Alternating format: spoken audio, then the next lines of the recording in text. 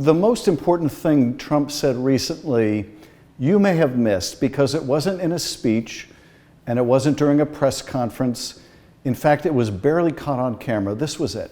Thank you again. Thank you again. Won't forget. So good. So there he is right after the State of the Union address in what he probably thought was a private conversation, saying thank you, thank you, thank you to justices of the US Supreme Court, and then looking at the Chief Justice, John Roberts, and saying, I won't forget. Now, in case you were wondering what it was he was referring to, it's a case called Trump versus the United States. This is a landmark case in which the Roberts Court gave the president immunity from criminal liability for crimes committed while in office. But first, let's think about what happened even before that decision came down.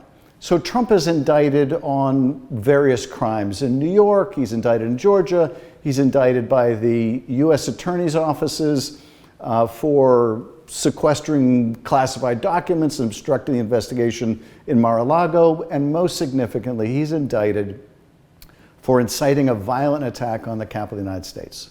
So in response to this dramatically important case, the Supreme Court does a couple things.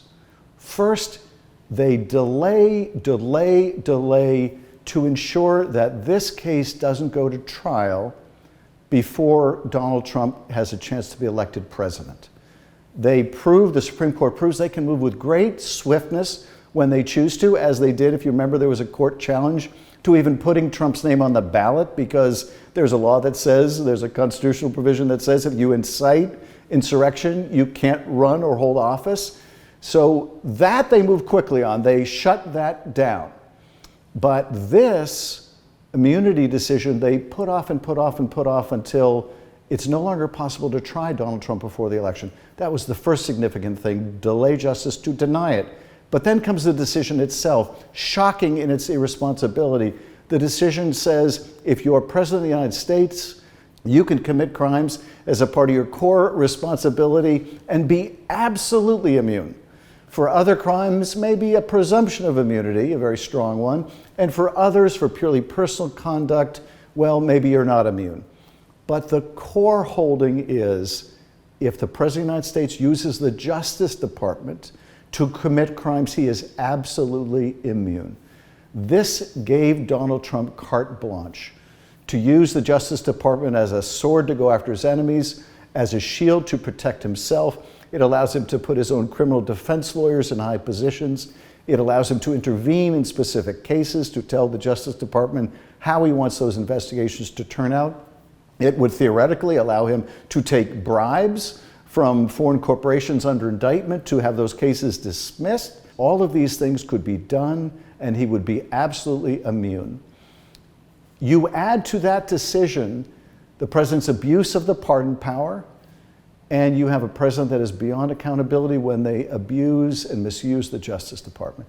Because everybody else in that department, even if that court opinion doesn't apply directly to them, knows that this president, beyond the scope of the criminal laws, will give them a pardon on his way out the door. It is an invitation to lawlessness. As Justice Sotomayor said in that decision, it lies about now like a loaded weapon, this new immunity. But there's something more to this opinion that most people aren't aware of. And that is, Justice Roberts also dramatically expands his holding on the power of the presidency itself. So beyond the application of the criminal law, it defines the presidency as such an imperial office that it lends itself to further decisions that he can fire inspector generals, he can ignore statutes, that laws he disagrees with are unconstitutional. The consequences of that we can only dimly perceive now, but they have dramatically broadened the power of this corrupt president even more. Now, when Donald Trump was asked about this by the press, why was he thanking Justice Roberts? He gave the lame explanation, oh no, it wasn't about Trump versus the United States. I was thanking him for swearing me in during the inauguration. Well, if you believe that, I've got a used Tesla I'd like to sell you.